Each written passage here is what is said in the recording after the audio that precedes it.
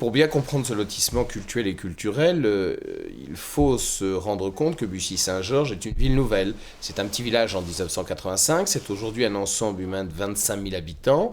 Et les hommes et les femmes qui ont choisi cette ville sont venus avec leurs traditions, leurs coutumes. Et ils ne sont pas tous originaires d'Europe. Nous avons donc une pluralité des religions qui s'expriment dans cette ville nouvelle de Bussy-Saint-Georges.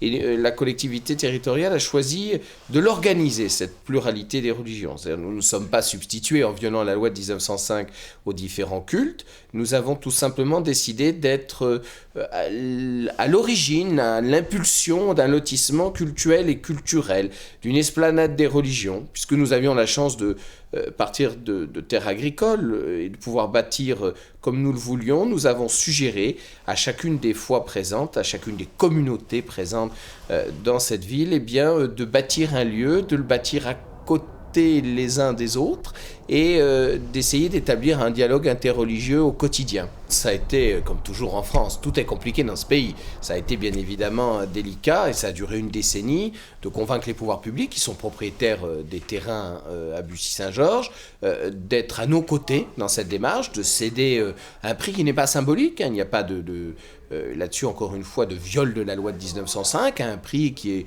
celui pratiqué pour des activités non marchandes à Marne-la-Vallée. Nous avons mis également près d'une décennie, il faut le reconnaître, à convaincre les différentes communautés de l'intérêt du projet et de sa faisabilité, parce qu'il a fallu qu'elles fassent appel à leurs fidèles pour drainer les fonds et pour pouvoir construire les bâtiments concernés. Aujourd'hui, nous sommes dans la phase d'achèvement par rapport au temps écoulé, et je crois que dans un an, raisonnablement, tous les édifices qui sont prévus à cet endroit seront réalisés. La liberté, effectivement, tout le monde la connaît.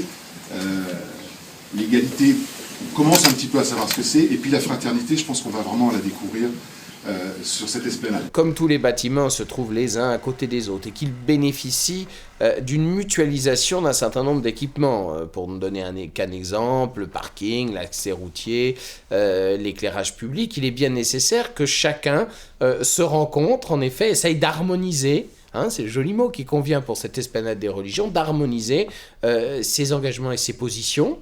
Et donc il y a en effet dans ce calendrier opérationnel de réalisation de l'esplanade des religions un dialogue interreligieux qui s'établit entre l'imam, la vénérable de la pagode laotienne ou la pagode du Foucault-Chan ou encore le rabbin. Il a fallu expliquer qu'au contraire d'être, comme souvent on peut le présenter, un facteur de division, la religion, c'est son étymologie en latin, religere, peut relier les hommes et les femmes. Elle peut créer un ciment d'unité, d'harmonie, d'union entre les hommes et les femmes qui ont choisi de vivre à Bussy-Saint-Georges.